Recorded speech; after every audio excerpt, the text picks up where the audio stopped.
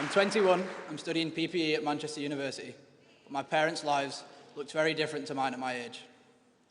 My mum left school at 16 and got a job.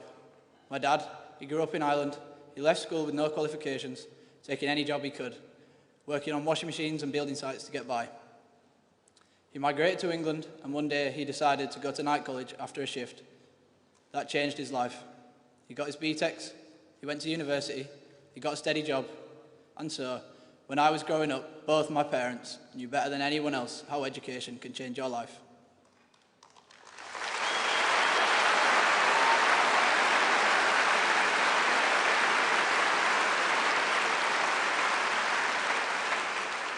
And they were determined that I would get that chance too.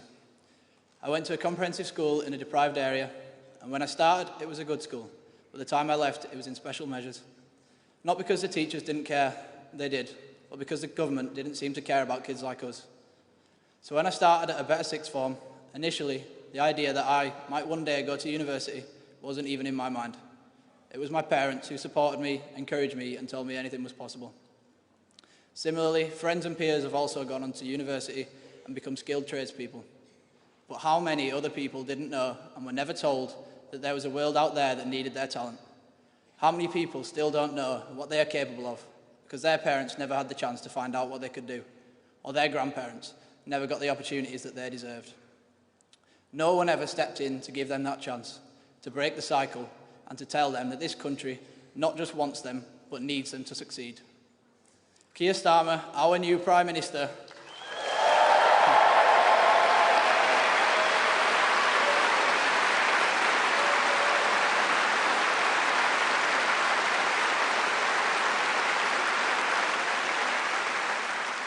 he was the first in his family to go to university. Like my dad, he understands how opportunities can transform people's lives and that everyone deserves a chance to find out what they can do, discover what they love, and be respected for what they offer. His Labour government has already started giving people that chance. This short film will show you what they've done so far.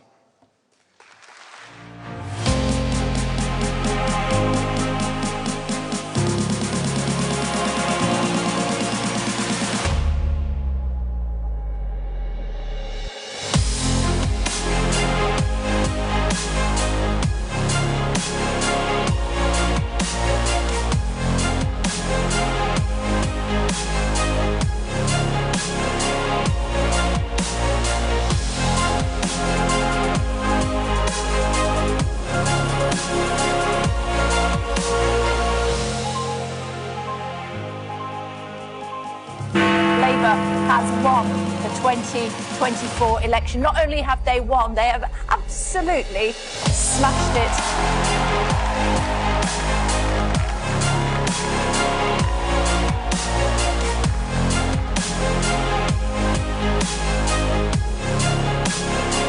I invite you all to join this government of service in the mission of national renewal. Our work is urgent, and we begin it today.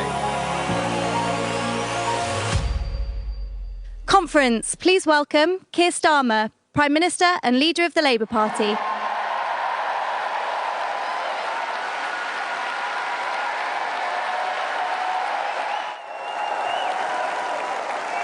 Thank you.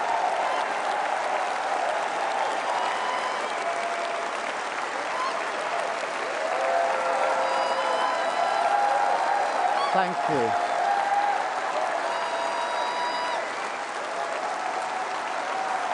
Thank you.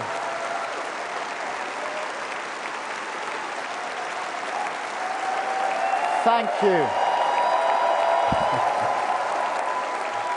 Thank you very much, Conference. Thank you. Thank you. Thank you, Matthew, for that introduction. That was really fantastic. You've broken through to university, but you stood on this stage, aged 21, to do something you've never done before, and not an easy thing to do. That was fantastic.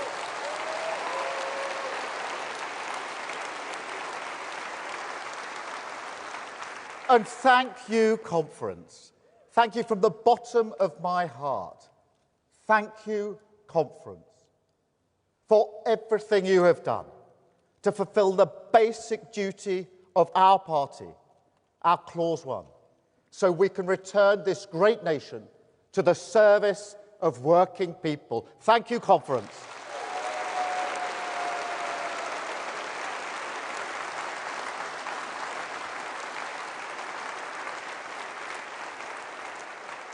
People said we couldn't do it, but we did, and we did it together.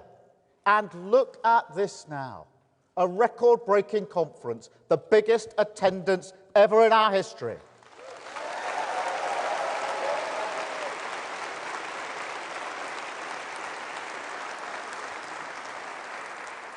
And such a far cry from my first conference speech to a live audience of one. The cameraman, socially distanced in an arts centre in Doncaster. Remember that? Don't worry, most people don't. Not even the cameraman. But I bet you do remember the one the year later conference in Brighton, 3 years ago. The turning of the tide, the fight for the heart and soul of this party. People said we were going too far. People said we were going too fast. They didn't want to face the country. They wanted to go back to a comfort zone, take the easier road to nowhere, duck the challenge of change. But we stood firm, Conference. We stood together, Conference, and we won.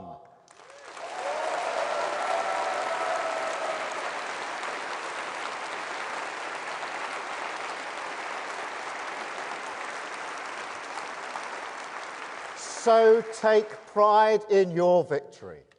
Take pride that Labour won in every single region in England. Take pride that Labour won in Wales. Take pride that Labour won in Scotland.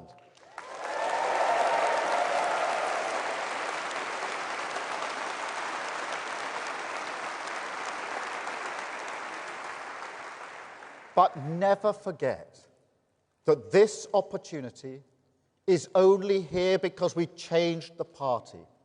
Country first, party second, that isn't a slogan. It's the foundation of this project, a pact with working people we must fulfill to retain the privilege of serving their interests on economic stability, national security, wealth creation, protecting our borders, rooting out anti-Semitism, standing with NATO and Ukraine. The changes we made are permanent, irreversible. And the work of service never stops. Country first, party second.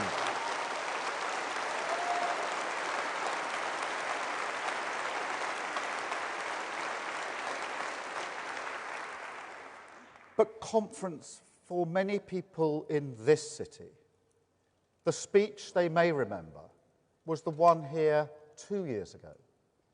Because that's when I promised, on this stage, that if I ever had the privilege to serve our country as Prime Minister, one of my first acts would be to bring in a Hillsborough law, a duty of candour.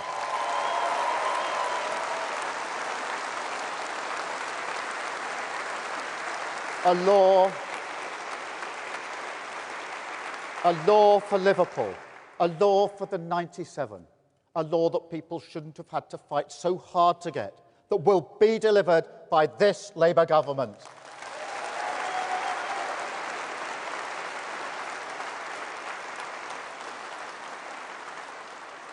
It's also a law for the sub-postmasters in the Horizon scandal, the victims of infected blood, Windrush, Grenfell Tower, and all the countless injustices over the years suffered by working people at the hands of those who were supposed to serve them.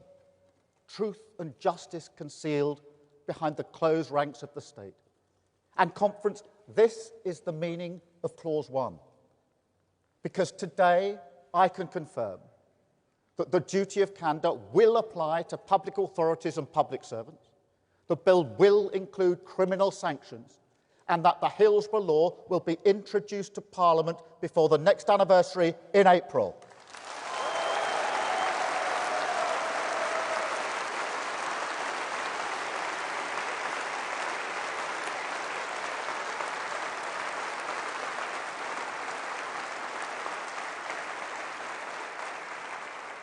It's work that shows how a government of service must act in everything it does. Our driving purpose, to show to the working people of this country that politics can be a force for good. Politics can be on the side of truth and justice. Politics can secure a better life for your family through the steady but uncompromising work of service. Because service is the responsibility and opportunity of power, the precondition for hope, the bond of respect that can unite a country, bind us to the politics of national renewal. Service doesn't mean we'll get everything right. It doesn't mean everyone will agree. But it does mean we understand that every decision we take together, and that it is our duty to the British people to face up to necessary decisions in their interests. And I mean, Confence, you know me by now. So you know all those shouts and bellows, the bad faith advice from people who still hanker for the politics of noisy performance, the weak and cowardly fantasy of populism. It's water off a duck's back.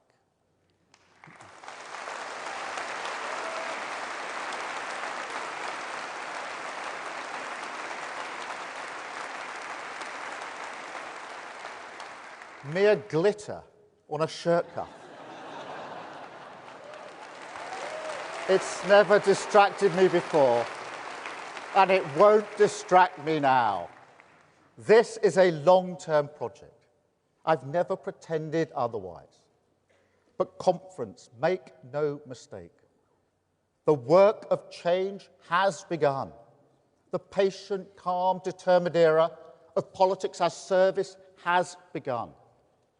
Planning reformed, doctors back in theatre, new solar projects, new offshore wind projects, the onshore ban lifted, Great British Energy launched, one-word Ofsted judgments ended, a border security command, a national wealth fund, getting Britain building again, the Renters Reform Bill, stopping no-fault evictions, and the Railway Services Bill, bringing railways back into public ownership.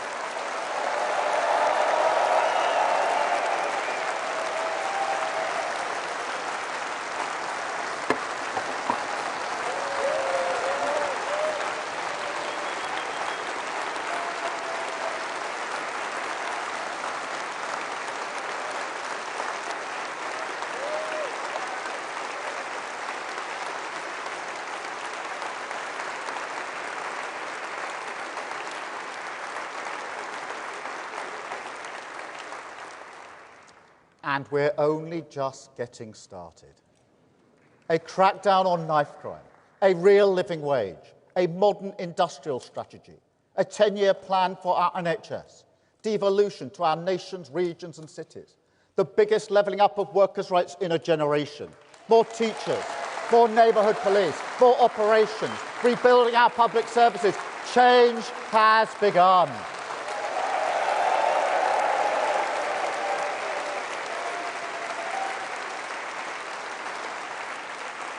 And every single one a necessary step on a longer journey. 5 national missions that will deliver the higher growth, the safer streets, the cleaner energy, the greater opportunities, the healthier society that I know the British people want and need, the mandate that we won.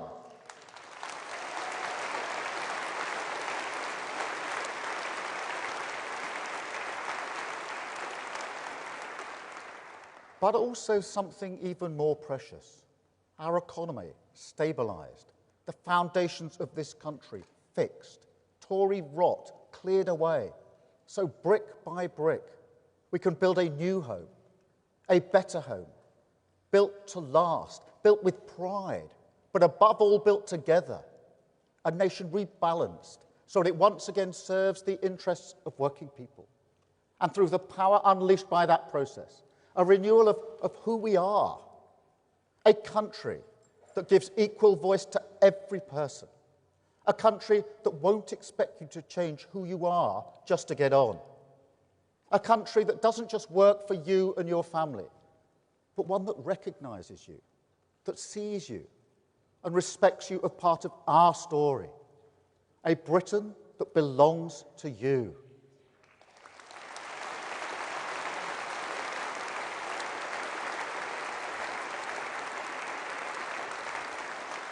Because, make no mistake, that is the Britain we are building.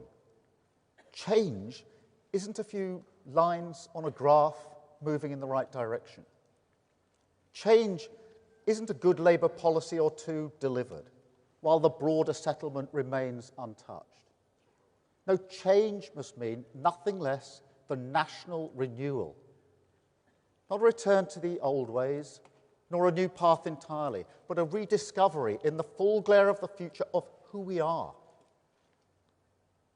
The trouble is, Conference, just as we found with the Labour Party 4 years ago, Britain is no longer sure of itself. Our story is uncertain. The hope beaten out of us. There's pride, of course there is. Pride in our communities, especially.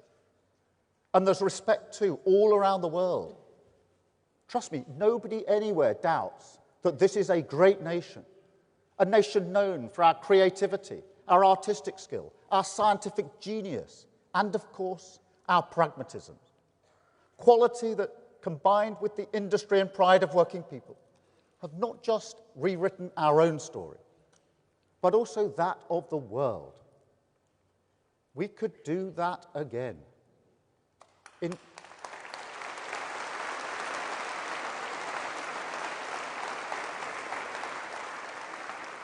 In fact, we must. Technology, climate change, the ageing population, the movement of people. This is a time when great forces demand a decisive government prepared to face the future. We can see that again in the Middle East today. So I call again for restraint and de-escalation at the border between Lebanon and Israel. Again, all parties to pull back from the brink. I call again for an immediate ceasefire in Gaza, the return of the sausages, the hostages, and a recommitment to the two-state solution. A recognised Palestinian state alongside a safe and secure Israel. And that's the message I will take to the UN General Assembly when I travel there later today. Alongside our steadfast support for Ukraine in the face of Russian aggression.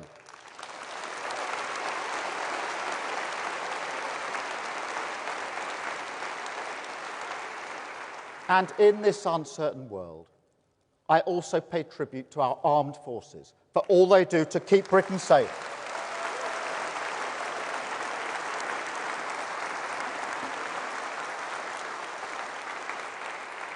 But Conference, strength in this dangerous world depends on strength at home.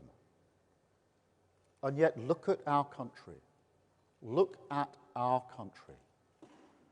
Do you see a Britain where people feel, with the certainty that they deserve, that the future will be better for their children? Because when I was growing up, that's what we believed. People of a completely ordinary working-class background like mine, we took it for granted.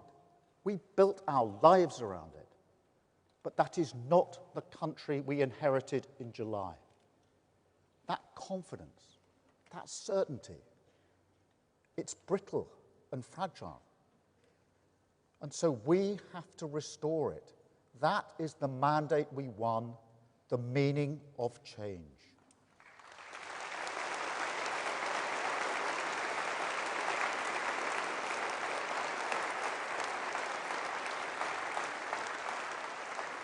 And it all comes back to that question. Can politics be a force for good in people's lives? There's no time to waste wondering why people think politics has failed.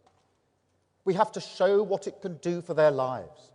Restore, after 14 years of chaos, faith in the values that have always guided this nation. The stability, moderation, the common sense, keeping a cool head, staying the course, facing the future, the defiance of ambition, the determination of service, and above all, our faith, no matter the challenge, in practical solutions that work. Not the easy answers that may well move a crowd, but do not move a nation forward. No conference.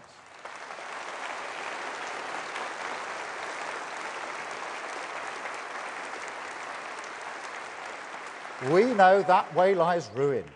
We've seen it in our party, and we changed it. And for 14 years, against our country's best traditions, we've seen it in Britain. And now we must change that too. We must build a new Britain, built from that age-old spirit of creativity and enterprise, the pride and ambition of working people, that when matched by a government of service, a decisive government, a government prepared to use its powers for justice, opportunity, and equal respect, can deliver a Britain that belongs to you. A Britain that belongs to you because politics sees public service as a privilege, not privilege as an entitlement to public service.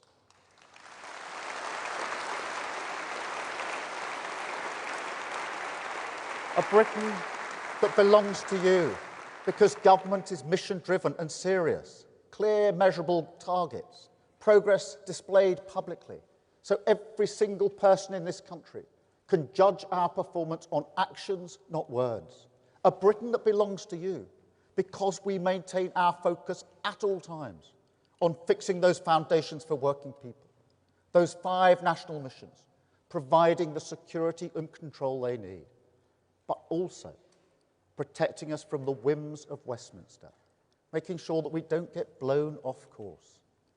And a Britain that belongs to you because we came together, and together we built it, because this has to be a partnership. We won't achieve our missions alone. I understand the power and responsibility of government, the way it can make or break a life. When you're chief prosecutor, when you look into the eyes of victims who've lost everything, parents whose daughter was raped and murdered, as I did with Penny and John, trust me, you learn about what government can and must do. And I also know from the campaigners who have inspired me, Pooja and Nikita Kanda, Figan Murray, people who fight tirelessly against murder and terrorism so no other family will suffer their awful pain. Nathaniel Dye, who fights for a better NHS so no other person will suffer his fatal late cancer diagnosis. The families and survivors of Grenfell Tower, whose dignity for 7 years held up a mirror to this nation and asked us, do we really give everyone an equal voice? They have all shown that the difference between service and government, true service, is that service must listen to people far beyond the walls of the state and empower them to make our country better. Because trust me, that is without question the quickest way to clear away the Tory rot and build that Britain that belongs to you.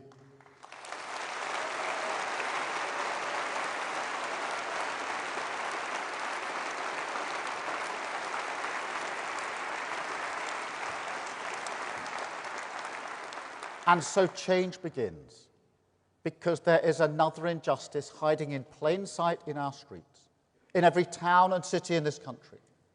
People who were prepared to make the ultimate sacrifice for our nation, who put their lives on the line to protect all of us, but who will not have a safe place to sleep tonight.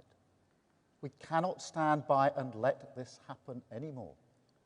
So today I can announce that this government will respect that service. We will repay those who served us and house all veterans in housing need. Homes will be there for heroes.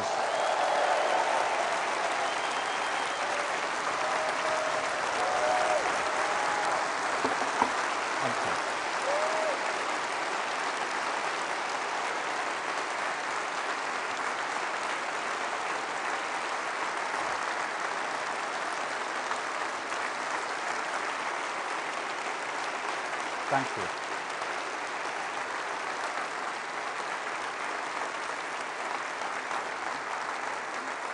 And because we've started the hard yards of planning reform, because we're facing up to decisions ignored for years, because we're introducing new planning passports that will turbocharge house building in our inner cities, we can make the very same promise to other people at risk of homelessness, young care leavers, victims of domestic abuse. They will have the security they deserve. They will have a roof over their head because Britain belongs to them.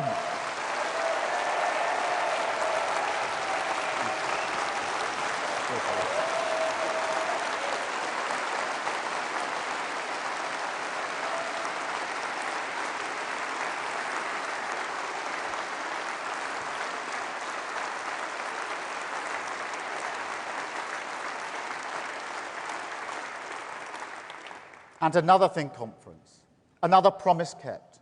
We said GB Energy, our publicly owned national champion, the vehicle that will drive forward our mission on clean energy, we said it belonged in Scotland.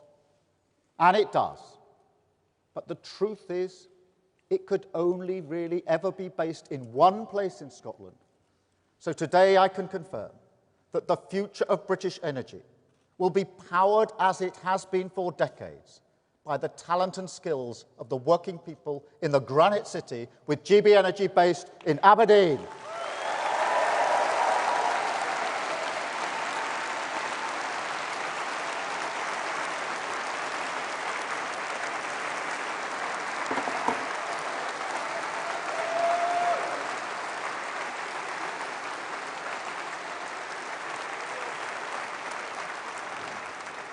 This is how the work of change happens.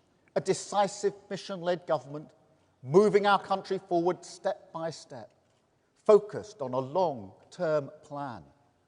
That first, we stabilise our economy. Second, we fix the foundation.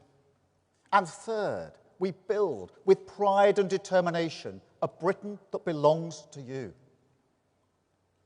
But it will be hard. That's not rhetoric. It's reality. It's not just that financial black hole, the £22 billion of unfunded spending commitments, concealed from our country by the Tories. It's not just the societal black hole, our public services decimated, communities held together with little more than goodwill.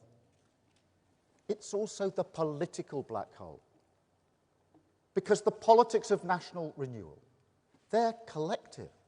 They involve a shared struggle, a project that says to everyone, this will be tough in the short term, but in the long term, it's the right thing to do for our country, and we all benefit from that. To coin a phrase, we're all in it together. But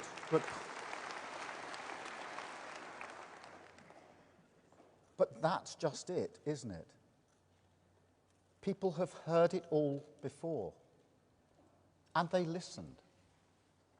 I ran a public service in the early days of austerity. People did everything asked of them to find a way forward. They did it in the pandemic as well, saved the lives of people they will never meet, all while their government broke the very rules that they followed. And so people ask us now, as we seek patience in pursuit of national renewal, what will we get to show for it? I understand that. After all, what they're used to is a lie, an act, a charade, a performance. You may call it populism. Many people do. But I prefer to call it the politics of easy answers. Because at its core, that's what it is.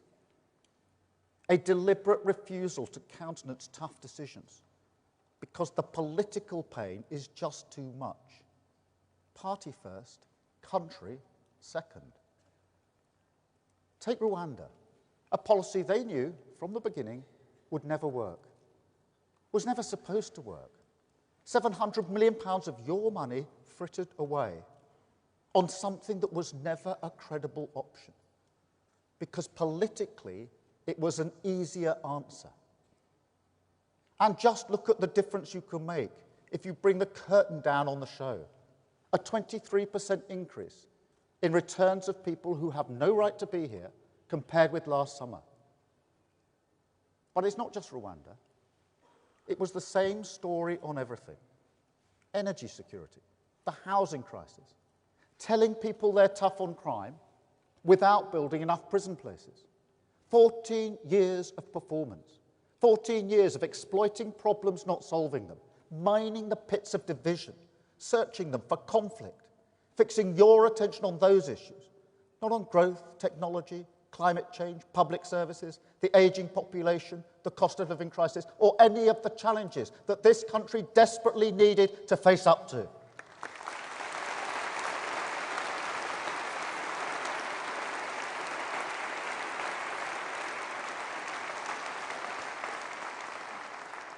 Well, those challenges are still here, Conference, and we are facing up to them. But do not forget what they did, and do not let them attempt to shift the blame, because the state of our country is on them.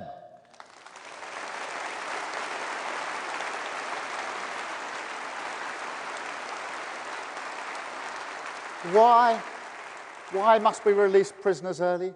Because the Tories served themselves. Why are our public services on their knees? Because the Tories served themselves. Why is crime routinely unpunished? Our rivers polluted, borders insecure, school roofs crumbling, child poverty rampant. Nothing seems to work. Our public finances broken. Because for 14 years, the Tories performed the politics of easy answers rather than use the power of government to serve our country.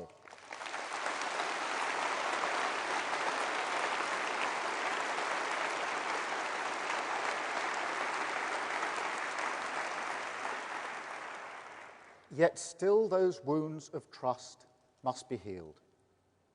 Still that question calls to us. What will we get to show for it? So let me answer that directly and address anyone nervous about the difficult road ahead. Because I know this country is exhausted by and with politics. I know that the cost of living crisis drew a veil over the joy and wonder in our lives, and that people want respite and relief, may even have voted Labour for that reason. So first, let me be clear. Our project has not and never will change. I changed the Labour Party to restore it to the service of working people, and that is exactly what we will do for Britain. But I will not do it with easy answers. I will not do it with false hope. Not now, not ever. That's how we got here in the first place. So I know, after everything you've been through, how hard it is to hear a politician ask for more. But deep down, I think you also know that our country does need a long-term plan, and that we can't turn back. The state of our country is real. However, I would also say this. This is a government of service. And that means, whether we agree or not, I will always treat you with the respect of candour, not the distraction of bluster.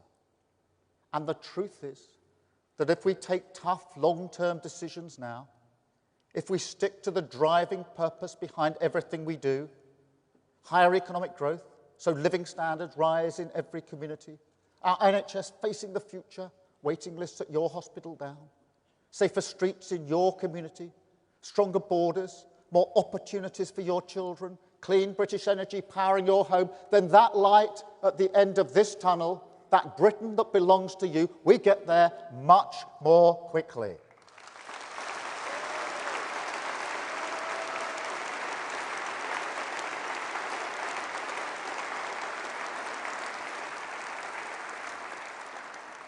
And look, I understand that many of the decisions we must take will be unpopular. If they were popular, they'd be easy. But the cost of filling that black hole in our public finances, that will be shared fairly. We will get the welfare build-out because we will tackle long-term sickness and support people back to work. We will make every penny work for you because we will root out waste and go over tax avoiders. There will be no stone left unturned, no innovation ignored, no return to Tory austerity. We will rebuild our public service, protect working people, and do this in a Labour way, and that is a promise.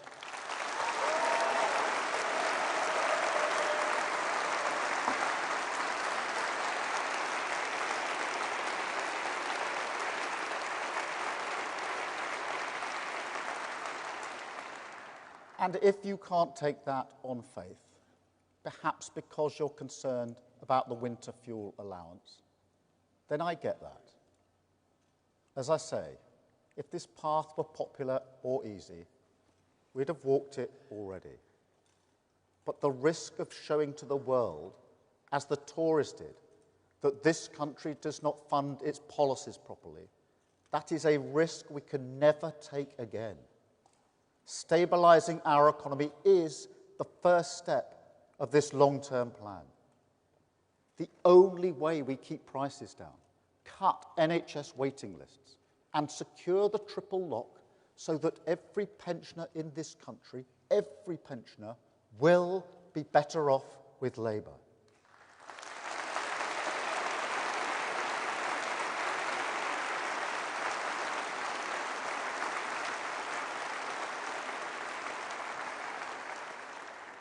But more broadly, I also say this, that as we take on those massive challenges the Tories ignored, the time is long overdue for politicians to level with you about the trade-offs this country faces. Because if the last few years have shown us anything, it's that if you bury your head because things are difficult, your country goes backwards.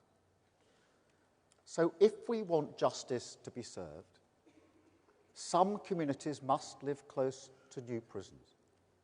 If we want to maintain support for the welfare state, then we will legislate to stop benefit fraud, do everything we can to tackle worklessness. If we want cheaper electricity, we need new pylons overground. Otherwise, the burden on taxpayers is too much. If we want home ownership to be a credible aspiration for our children, then every community has a duty to contribute to that purpose. If we want to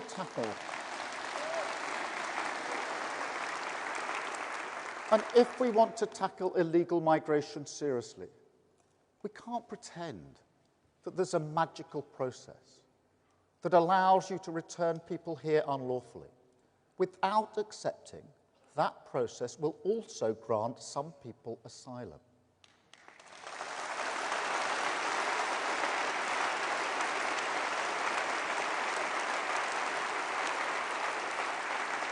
And if we're serious about levelling up, then we must be proud to be the party of wealth creation, unashamed to partner with the private sector, and perhaps most importantly, that just because we all want low tax and good public services, that does not mean that the iron law of properly funding policies can be ignored.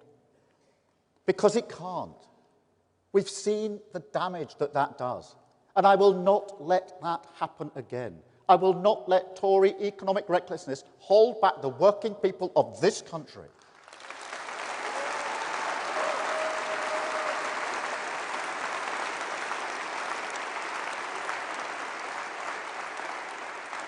And let me tell you something else I won't let happen.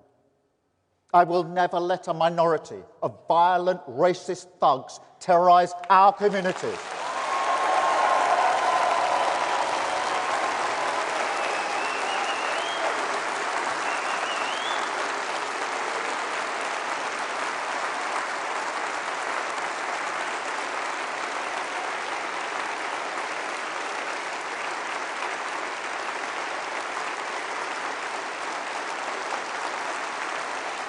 Thank you.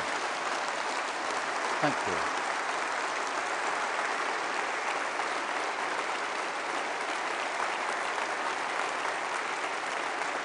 Look, I have always accepted that concerns about immigration are legitimate. It is, as point of fact, the policy of this government to reduce both net migration and our economic dependency upon it. I have never thought we should be relaxed about some sectors importing labour when there are millions of young people, ambitious and highly talented, who are desperate to work and contribute to their community. And trust me, there are plenty of examples of apprenticeship starts going down at the very same time that visa application for the same skills are going up. So we will get tough on this. But at the same time, we'll also get our skills system right. We've got to give businesses more flexibility to adapt to real training needs, and also unlock the pride, the ambition, the pull of the badge on the shirt that young people feel when building a future not just for themselves, but for their community. So we will introduce new foundation apprenticeships, rebalance funding in our training system back to young people, align that with what businesses really need.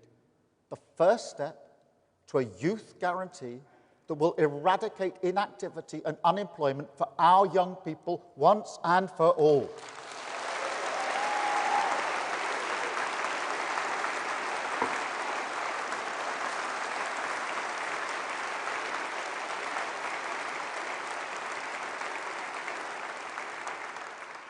But Confence, whatever anyone thinks about immigration, I will never accept the argument made not just by the usual suspects, but by people who should have known better, who said that millions of people concerned about immigration are one and the same thing as the people who smashed up businesses, who targeted mosques, attempted to burn refugees, scrawled racist graffiti over walls, Nazi salutes at the cenotaph, attacked NHS nurses, and told people with different coloured skin, people who contribute here, people who grew up here, that they should go home.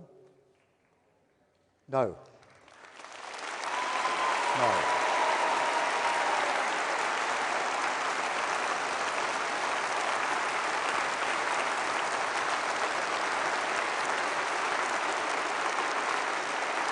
No confidence.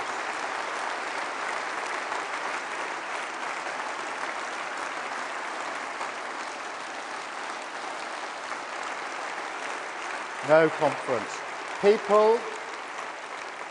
People concerned about immigration were not doing that because they understand that this country, this democratic country, is built on the rule of law, the ballot box, the common understanding that we debate our differences, we do not settle them with violent thuggery, and racism is vile.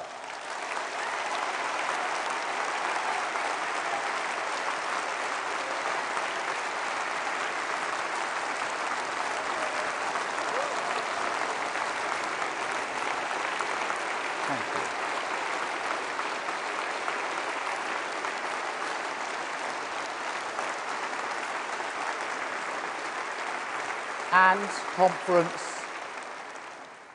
So to those who equivocate about this, I simply say the country sees you and it rejects you.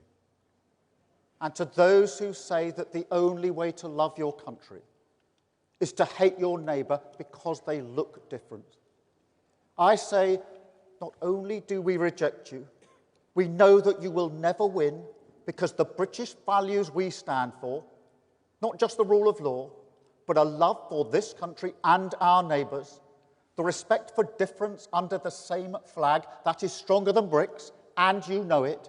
It's what you cannot stand about our country, our reasonable, tolerant country, but it's absolutely who we are.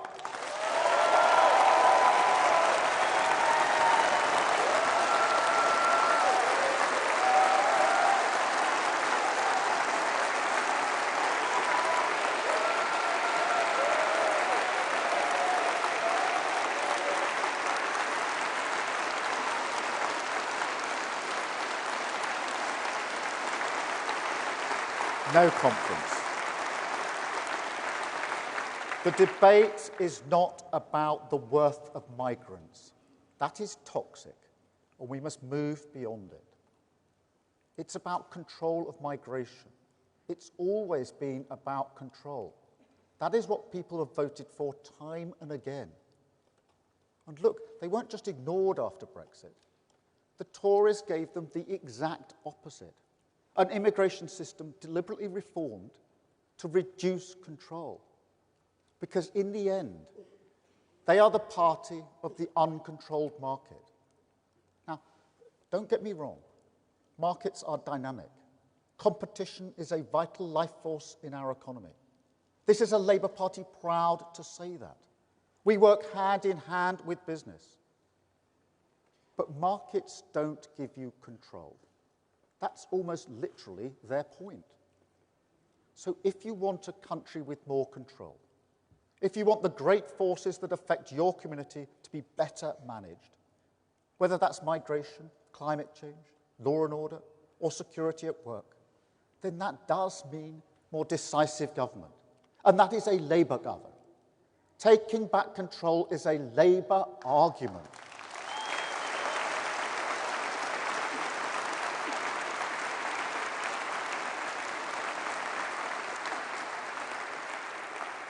It's why I say we're rebalancing our country to serve working people, because this is a question of balance. We can't afford any more polluted rivers. We can't afford any more COVID contracts. We can't afford any more Grenfell Towers.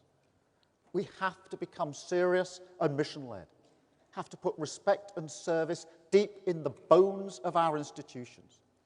That's not a debate about investment or reform. It's always been both. But again, I have to warn you, working people do want a more decisive government. They do want us to rebuild our public services. And they do want that to lead to more control in their lives. But their pockets are not deep. Not at all. So we have to be a great reforming government. Our NHS reformed, so patients have more control over their health. Our energy system reformed, so our country has more control over its security. Police and justice reformed, so communities have more control of their street. Education reformed, so children have more control of their future. And our economy reformed, with the unique force that is economic growth, giving every community the breathing space, the calm, the control, to focus on the little things they love in life, not the anxiety and insecurity we have now. Because we do need joy. We do need that in our lives. And one place that has always done that for me, Confence, I told you about it last year. It's the Lake District. A place that my mum loved, not just because of what it meant to her, her determination to show that she could walk in a place like that, but because of the beauty everywhere. And last year, I took my family to the old cottage where we used to stay as children in the Lake District. We walked up to the cottage, stood outside. It must have looked a little odd. And the couple who live there now, they came out. They were lovely. And when we told them why we were there, they said, well, come inside. Go upstairs, take a walk down memory lane. So we did. Came back outside. We were chatting. And then the woman stopped suddenly and said, someone's nicking your car. And I said, no, that's the police moving the car. And that really confused her. Anyway, at this point, her husband comes in and he says, you haven't clocked, have you? He's the leader of the opposition, a politician. And she stopped, smiled, laughed, and said politely, if I'd known you were a politician, I'd have pushed you down the stairs when I had the chance. The beauty of the Lake District and the heart of the British people in a nutshell.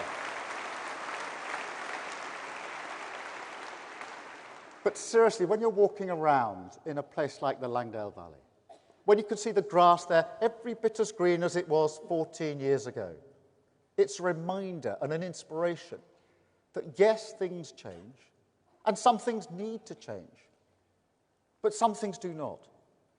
And the joy and wonder of our nation, the spirit of its people, the cleaners, the drivers, small business owners, teachers, teaching assistants, the people who came out and cleaned the streets, the brickies who rebuilt the broken walls in Southport, the backbone of this country, they are just as resilient as they were 14 years ago. And no matter what loudmouths say on social media, their values are the same. So we will turn our collar up and face the storm. We will rise above the challenges that we've inherited. Because this is a country with fairness in the water, that believes in justice, and that wants working people to be respected.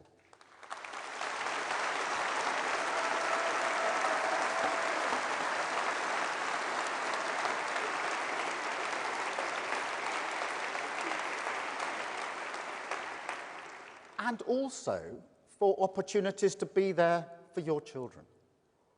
Because Confence, one of the other things that gave me great joy as a kid, as well as the football, obviously, was the flute. Don't think you're expecting that, were you? But seriously, the flute gave me so many opportunities. My first ever trip abroad was to Malta with the Croydon Youth Philharmonic Orchestra.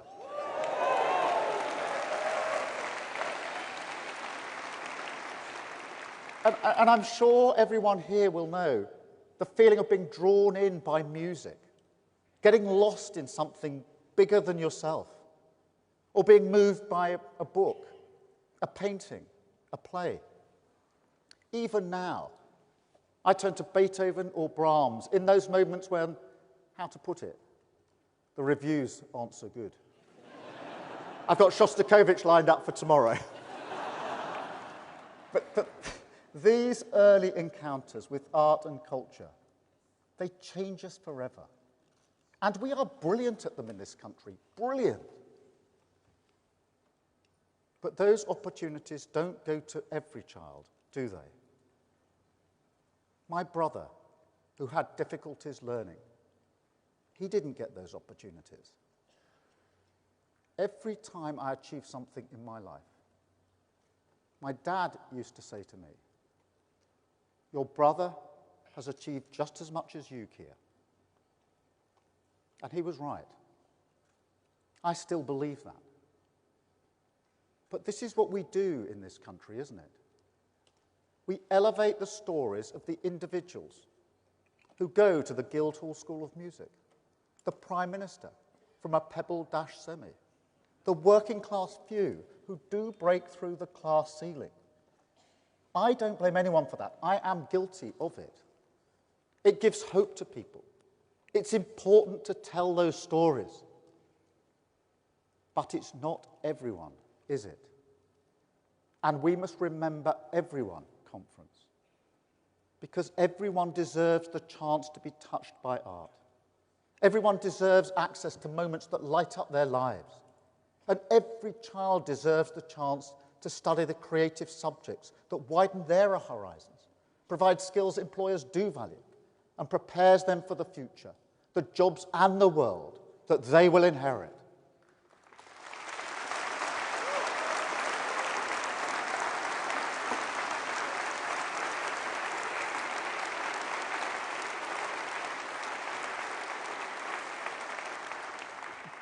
But more than that, every child, every person deserves to be respected for the contribution they make. My sister was a... I think this guy's obviously got a pass from the 2019 conference. We changed the party.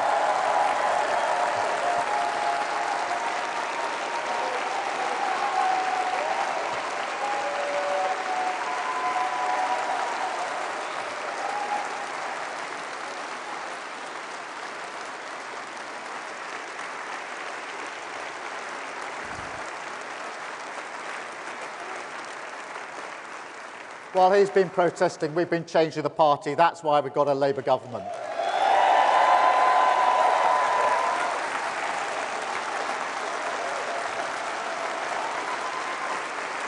But Conference.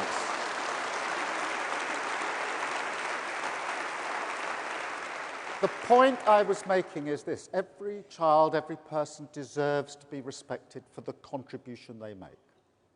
My sister was a care worker in the pandemic. She is still a care worker. Work that surely by now we know is so important for the future of this country. So wouldn't it be great?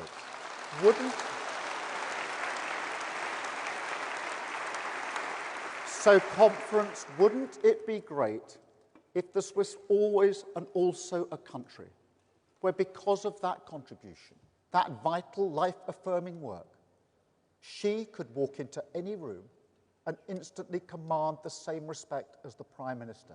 Because those are my values, that is what I believe, and those are the values of the Britain that we will build.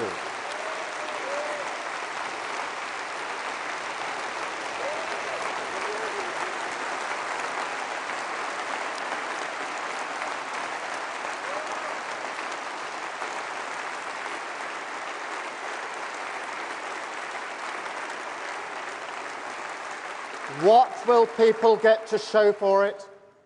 They will get a country with its future back, renewed by respect and service, rebalanced towards the interests of working people, confident in its values and story, because together we took action.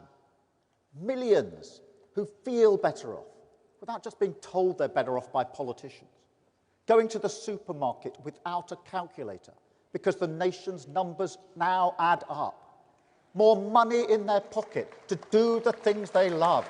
More faith in their public services, because once again, Labour rebuilt them. An NHS facing the future. More security and dignity at work. Town centres thriving. Streets safe. Borders controlled at last. Clean energy harnessed for national renewal. New homes, new towns, new hospitals, roads and schools. A new future for our children. That is what people will get, and mark my words, we will deliver it. People said we couldn't change the party, but we did. People said we wouldn't win across Britain, but we did. People say we can't deliver national renewal, but we can and we will. We will stabilise our economy, clear out the Tory rot, fix the foundation and deliver the mandate of change. A Britain built to last, built with respect, built with pride, because together we have shown that Britain belongs to you. Thank you, Conference. Thank you. Thank you, Conference. Thank you. Thank you, Conference. Thank you.